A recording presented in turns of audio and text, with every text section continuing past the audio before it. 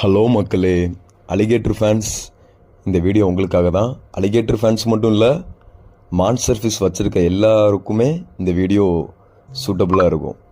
So வாங்க வீடியோக்குள்ளே போகலாம். ஃபர்ஸ்ட் ஆஃப் ஆல், நீங்கள் ஒரு மான்ஸ்டர் ஃபிஷ் வச்சுருக்கீங்க அப்படின்னா அவனுக்கு ஒரு ப்ராப்பர் டேங்க் செட்டப் பண்ணி கொடுத்துட்டு அதுக்கப்புறம் நீங்கள் அந்த ஃபிஷ்ஷை வாங்குறது ரொம்ப ரொம்ப நல்லது மக்களே.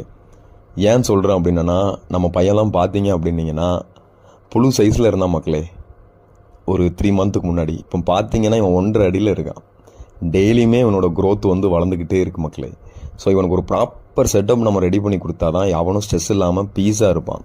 நான் இப்போதைக்கு அவனை ஒரு பெரிய ஃப்ரிட்ஜ் செட்டப்பில் கொஞ்சம் உள்ள பாதாம் மேலே போட்டு வாட்டர் ப்யூரிஃபை பண்ணதுக்காக நான் இந்த செட்டப் பண்ணி வச்சுருக்கேன். பட் அவன் ரொம்ப வளர்ந்துட்டான் அப்படின்னா அவனுக்கு ஒரு பான் செட்டப் ரெடி பண்ணி கொடுத்துருவேன். நிறைய பேர் இந்த தொட்டியில் வச்சு வளர்க்குறது இதெல்லாம் பண்ணுறீங்க. இதெல்லாம் கொஞ்ச நாள் நீங்கள் வச்சுருக்கலாம். பட் அதுக்கப்புறம் அவனுக்கு ஒரு தனியாக ஸ்பேஸ் கொடுத்தா தான் அவனால் பீஸாக இருக்க முடியும் மக்களே. ஸோ இந்த வீடியோ பிடிச்சிருந்தது அப்படின்னா நம்ம சேனலை மறக்காமல் சப்ஸ்கிரைப் பண்ணிக்கோங்க மக்களே.